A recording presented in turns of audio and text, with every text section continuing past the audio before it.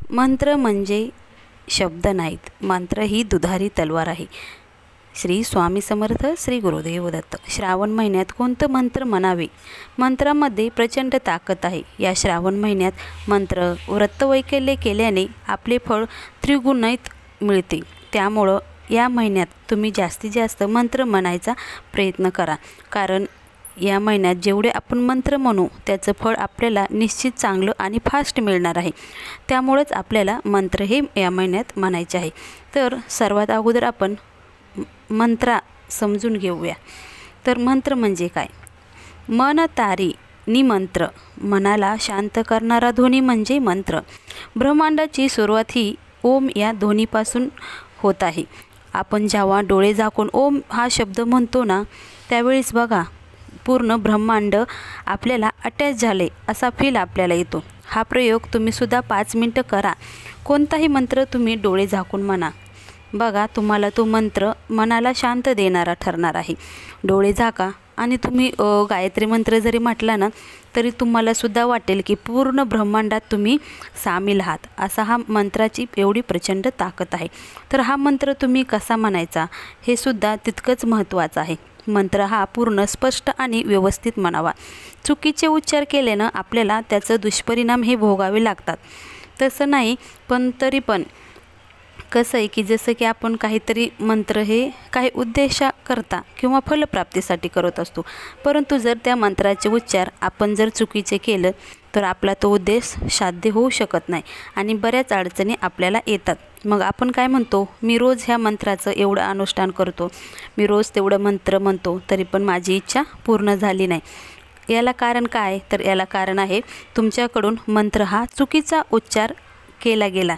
त्यामुळं मंत्र हे तुम्ही स्पष्ट बोलायचं, चुकीचं उच्चार करू नका. त्यामुळं तुम्हाला त्याचं फळ मिळत नाही, हे तुम्ही अगोदर लक्षात घ्या.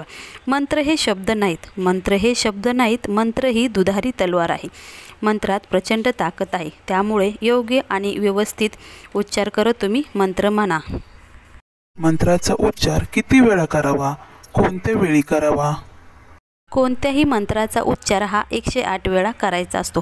आपण गृहस्थ आश्रमी माणसे म्हणजे संसार करत करत आपण प्रपंच हा करत असतो. त्यामुळं आपल्याला कमीत कमी 108 वेळा तरी हा मंत्र जप करायचा आहे. तुम्हाला जर जास्त शक्य असेल तर तुम्ही 1000 वेळासुद्धा मंत्र जप केला तरीही चालेल, परंतु लहान मुलाकडून तुम्ही किमान 21 ते 11 वेळा तरी मंत्र जप हा करून घ्यायचा असतो. मंत्र हे ब्रेन सेल आहे. मंत्र हे ब्रेन सेलवर काम करतं, हे लक्षात ठेवा तुम्ही. मंत्र म्हटल्यावर बघा तुम्हाला कसं शांत फील होतं. आत्मिक, बौद्धिक सर्व ग्रोथ हे मंत्र साध्य करत असतं, हे लक्षात ठेवा. उदाहरण कसं, तर आपण एखाद्या तळ्याकाठी बसलो, पाणी कसं त्या तलावाचं शांत आहे. मग आपण काय करायचं, एक दगड त्या पाण्यात मारायचा. बघा पाण्यात दगड मारला तर काय लहरी तयार होतात. तसंच आहे, आपण जर डोळे मिटून मंत्र म्हटला तर तो मंत्र म्हणजे एक टाईपचा दगड आहे आणि आपलं डोकं हे तळ आहे, त्यात आपण तो दगड टाकला, मंत्र म्हटला तर लहरी तयार होतात आणि तरंग उमटतात आणि हे तरंग कसे पॉझिटिव्ह असतात. त्यामुळे हे तरंग उठल्यामुळं आपल्यासुद्धा पॉझिटिव्ह एनर्जीच निर्माण होते. त्यामुळं आपल्याला मंत्र हे म्हणायचे असतात. मंत्र हे पहाटे करायचे असतात. ब्रह्ममुहूर्तावर जर तुम्ही मंत्राचं अनुष्ठान केलं तर ते अतिशय उत्तम आणि लवकरात लवकर आपल्याला ते फलदायी ठरत आहे. आणि जर तुम्हाला जमत नसेल तर तुम्ही 8च्या अगोदर तरी करण्याचा प्रयत्न करा. आणि समजा तुम्ही जर ऑफिसला जात असाल, तुम्ही काम करत असाल, परंतु तुमची इच्छा आहे की तुम्हाला मंत्राचं अनुष्ठान करायचं आहे, तेव्हा तुम्ही कधीही मंत्र उच्चार हा करू शकता. सर्वांनी मंत्र जप करण्याचा प्रयत्न करा आणि स्वतःची प्रगतीसुद्धा करण्याचा प्रयत्न करा. त्यामुळं मंत्र जप करणं तुम्ही स्वतःची प्रगतीही करू शकता. सर्वात महत्त्वाचा प्रश्न म्हणजे मंत्रप्रयोग कसा करावा? मंत्रप्रयोग हा आपल्याला ब्रह्ममुहूर्तावर करायचा असतो. ब्रह्ममुहूर्तावर केलेले कोणतेही काम लवकर फलदायी ठरते. म्हणून हा प्रयोग आपल्याला ब्रह्ममुहूर्तावर करायचा आहे. सकाळी लवकर उठून तुम्हाला देवासमोर अनुष्ठान हे करायचं आहे. सकाळी लवकर उठून आसन मांडा, देवासमोर बसा, गाईच्या तुपाचा दिवा लावा, धूप लावा आणि हा मंत्र आपल्याला 108 वेळा म्हणायचा आहे. कोणत्याही अनुष्ठानाची सुरुवात ही संकल्पाने करायची असते. तुम्हाला जर लवकर फलदायी सेवा करायची असेल तर तुम्ही संकल्पयुक्त करू शकता आणि जर तुम्हाला सेवा करायची असेल तर तुम्ही संकल्प नाही केला तरी चालेल. आता संकल्प कसा करायचा, तर पळीनं उजव्या हातामध्ये पाणी घ्या, 3 वेळा आचमन करायचे। आचमन करताना तुम्ही ओम केशवाय नमः, ओम गोविंदाय नमः, ओम माधवाय नमः हे आचमन करताना म्हणतात। आणि 4थ्या वेळी आचमन करून पाणी आपल्याला ताम्हाणात सोडायचे। पण पाणी सोडण्या अगोदर 4थ्या वेळी आपल्याला आपली इच्छा सांगायची आणि नंतरच ताम्हाणात हे पाणी सोडायचे। असं 108 आपला हा संकल्प आता पूर्ण झालाय। नंतर आपल्याला 108 वेळा मंत्र जप करायचा आहे। अशा प्रकारे आपल्याला अनुष्ठान करायचं आहे। तुम्हाला कोणत्या फलासाठी कोणता मंत्र म्हणायचा आहे ते तुम्ही ठरवू शकता आणि 108 वेळा हा मंत्र जप तुम्हाला करायचा आहे। आता श्रावण महिना आहे, मग श्रावणात भगवान शंकराला किंवा भोलेबाबाला प्रसन्न करण्यासाठी कोणते मंत्र आणि कोणती सेवा करायची? भगवान शंकर हे बोले दैवत आहे। अगदी तुम्ही त्यांची थोडी जरी सेवा पण ती मन लावून जरी केली ना तरी ती भगवान शंकरापर्यंत पोहोचते। म्हणून तुम्ही मन लावून कुठलीही साधी सोपी सेवा इथं करू शकता, पण मन लावून करा, भगवान शंकरापर्यंत ती नक्कीच पोहोचत असते। कारण श्रावण महिना हा खूप महत्त्वाचा आहे। भगवान शंकराच्या पूजेत शिवामुठीचं सुद्धा महत्त्व आहे। प्रत्येक सोमवारी ती वेगवेगळी असते। तर शिवामुठीचा उद्देश काय, तर तुम्ही शिवामुठ केल्यानंतर तुमच्या सर्व अडचणी दूर होतात, म्हणून आपल्याला शिवामुठी व्हायची असते। तर शिवामुठी आपण अभिषेक केल्यानंतर व्हायची असते। अगोदर अभिषेक करा, नंतर तुम्ही शिवामुठी व्हायची असते। त्यामुळे महत्त्वाची सेवा म्हणजे श्रावण सोमवारमध्ये शिवामुठीला खूप महत्त्व आहे। लक्ष्मी प्राप्तीसाठी आपल्याला कोणती सेवा करायची, तर उसाचा रसाने जर महादेवाच्या पिंडीला आपण अभिषेक घातला तर निश्चित तुम्हाला लक्ष्मी प्राप्तीचे योग हे होणार आहेत। अभिषेक घालताना तुम्ही फक्त ओम नमः शिवाय या मंत्राचा 108 वेळा जप करा तरीसुद्धा काही हरकत नाही। बेलपत्र, धोत्र्याचं फूल तुम्ही इथं अर्पण करू शकता। महादेव हे फक्त भावाचे भुकेले आहेत, ते भक्तीचे भुकेले आहेत। ज्यांना उपवास करायला शक्य नाही त्यांनी उपवास केला नाही तरीसुद्धा जमतं, फक्त तुम्ही इथं सेवा करायची आहे। अभिषेक करा, अभिषेक केल्यानंतर तुम्ही शिवामूठ महा, शिवामूठ घालतेवेळी थोडंसं पाणी आपल्याला हाताला लावा, म्हणजे जे काय आपण तांदूळ तीळ घालणार आहेत ना शिवामुठीत ते थोडंसं किंचित ओलं करून आपल्याला शिवामुठी व्हायची असते, हे तुम्ही लक्षात ठेवा।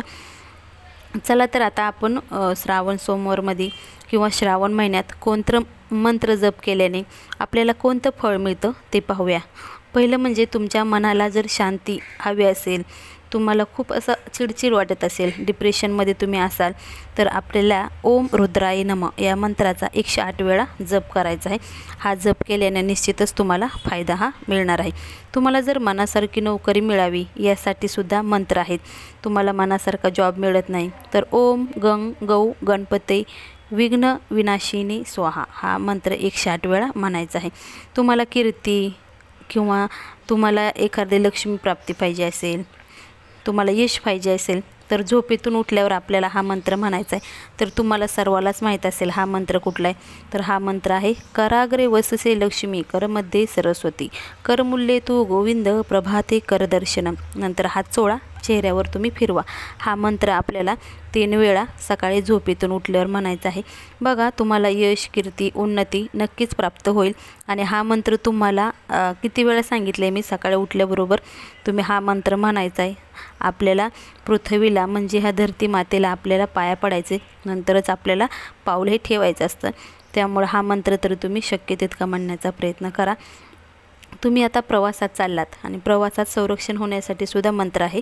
तर आपण कसं आहे, आपण गाडी चालवतो, आपण कितीही चांगली गाडी चालू द्या, परंतु एखादा जर मागून येणारा असेल आणि तो जर चुकत असेल तर त्याला आपण काय करणार आहेत का, आपण त्याला काही करू शकत नाही।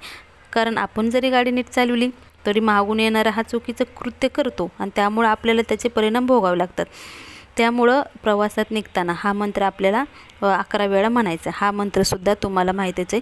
श्रीकृष्णाय वासुदेवाय हरे परमात्मने प्रणतक्लेशनाशाय गोविंदाय नमो नमः या मंत्राचा 11 वेळा आपल्याला प्रवासाला निघताना जप करायचा आहे। हा मंत्रसुद्धा खूप सोपा आहे, तुम्ही म्हणू शकता। आता पती पत्नीमधील वाद क्लेश निवारण्यासाठी सुद्धा मंत्र आहे। तर आपल्याला ओम उमा महेश्वराय नमः हा मंत्र 108 वेळा म्हणायचा आहे। पती पत्नीमधील दुरावा दूर होईल, नैराश्य गैरसमज जे काय असतात ते सुद्धा दूर होतं। आता मुलाच्या अभ्यासात प्रगती होण्यासाठी, मुलाची एकाग्रता वाढवण्यासाठी सुद्धा मंत्र आहेत। ओम श्री ह्रीं सरस्वती नमः। सरस्वती माता ही विद्येची देवता आहे, त्यामुळं ओम श्री ह्रीं सरस्वती नमः हा 108 वेळा मंत्र म्हणायचा आहे। जर लहान मुलं असेल तर त्यांनी 11 वेळा हा मंत्र म्हणू शकता. तर हे सर्व आपलं मंत्र म्हणून झालेले आहेत. तर तुम्हाला कुठलाच जरी मंत्र येत नसला ना तरी तुम्ही ओम नमः शिवाय ह्या मंत्राचा जप करू शकता. तुम्हाला गायत्री मंत्राचा सुद्धा तुम्ही जप इथं करू शकता. गायत्री मंत्र म्हटल्यावर सुद्धा मुलाची ब्रेन पॉवर असते ना ती स्ट्रॉंग होते. त्यामुळे निदान गायत्री मंत्र म्हणण्याचा तरी तुम्ही रोज सकाळी उठल्यावर मुलाला सांगत जा. तो सुद्धा खूप फायदेशीर ठरणार आहे. तर आता काय म्हणतात, आपण टी व्हीवर मोबाईलवर मंत्र लावले तर चालतात का, किंवा ऐकलं तर त्याचा खरंच नक्कीच फायदा होतो का? चला तर ते पण पाहूया. तुम्ही मोबाईलवर टी व्हीवर मंत्र म्हणता, पण कसं होतं ते मोबाईलवर आणि टी व्हीवर आपण मंत्र लावलेलं तेवढं चांगलंच आहे, असं त्यात वाईट काही नाही. स्वतः म्हणलेलं पण चांगलं आणि मोबाईलवर म्हटलेलं पण चांगले, परंतु ज्यावेळेस आपण तो स्वतः मंत्र म्हणतो उच्चारतो ते सर्वात चांगले. त्यामुळं तुम्ही मंत्र हे स्वतः म्हणा. सर्वप्रथम तुम्ही मोबाईलवर लावू शकता आणि ज्यावेळेस तुम्हाला ते पाठ होतील त्यावेळेस ते मंत्र तुम्ही स्वतः म्हणा. त्याचा फायदा तुम्हाला निश्चितच चांगला होणार आहे. कारण स्वतः म्हणा, उच्चार स्पष्ट ठेवा. कुठल्याही मंत्राचा चुकीचा उच्चार तुम्ही करू नका. स्पष्ट उच्चार करा. थोडा टाईम लागेल परंतु ते मंत्र तुम्हाला नक्कीच पाठ होतील. आणि एकदा जर का मंत्र ते तुम्हाला पाठ झाले तर मग तुम्ही नक्कीच ते रोज मंत्र म्हणण्याचा प्रयत्न करताल. त्यामुळे श्रावणात जास्तीत जास्त तुम्ही सेवा करण्याचा प्रयत्न करा. तुम्हाला कुठली जरी सेवा जमत नसेल तरी तुम्ही ओम नमः शिवाय या मंत्राचा दिवसभर जप करू शकता. 1 लोटा जल तुम्ही महादेवाच्या पिंडीवर वाहण्याचा प्रयत्न नक्कीच करा. त्याने सुद्धा तुमच्या सर्व मनोकामना पूर्ण होतात. तरी झाल्या सेवा स्वामी महाराजांच्या चरणी अर्पण. श्री स्वामी समर्थ. श्री गुरुदेव दत्त.